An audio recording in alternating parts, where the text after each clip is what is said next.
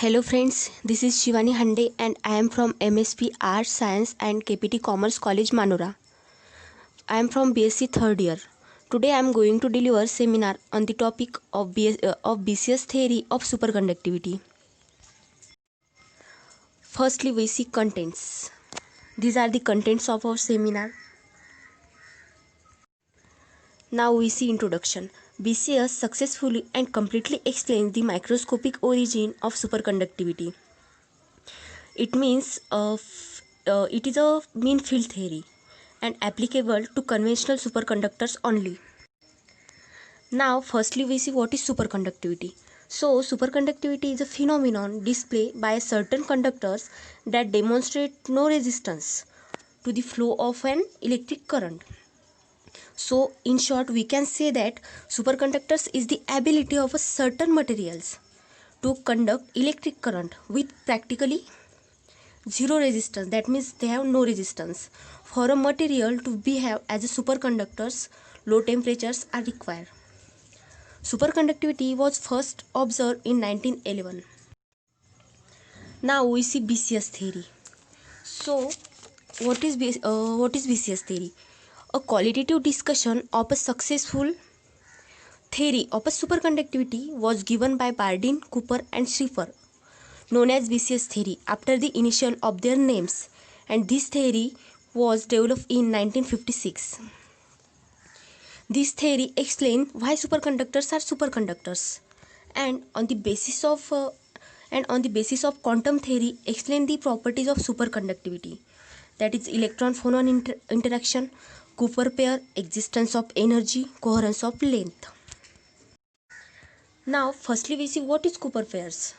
So, according to BCS theory, the phenomenon of superconductivity is due to the formation of Cooper pairs. Repulsive force is a permanent in electron, but when the temperature of superconducting material is less than the critical temperature, then two electrons attract each other and make pair. That means and that pairs are known as Cooper pairs. In a condensed matter physics, a Cooper pair or BCS pair is a pair of electrons bound together at low temperature in a certain manner. Cooper pair first described in 1956 by American physicist Leon Cooper. This is the diagram of Cooper pairs, and in this we can see that that means the attracting force will be dominant in this diagram in two electrons, and repulsive force will be neglect. Due to this electron-phonon interaction, attractive force become dominant in two electrons and make a pair that is called as a Cooper pair. When no current exists in superconductor, the two electrons of Cooper pairs have same magnitude and momentum and spin but opposite in direction, and there will be the attraction of two electrons and make pair called as Cooper pair. So the total spin of Cooper pair is zero.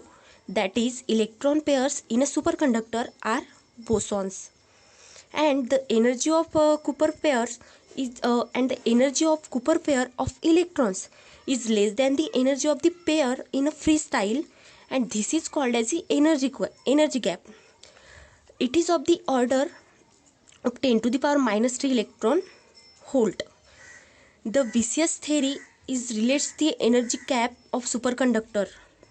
So it is called as critical temperature. Now we see drawbacks. The drawbacks of this theory is BCS theory does not explain the superconductivity of type second superconductors, and it valid at low temperatures only, and also it does not predict which material may be superconductors. These are the drawbacks of BCS theory. And lastly we see summary. So BCS successfully explained the microscopic origin of superconductivity, and attractive interaction between electrons will result in forming bound Cooper pairs. BCS can only explain superconductivity in type first superconductors only. Thank you.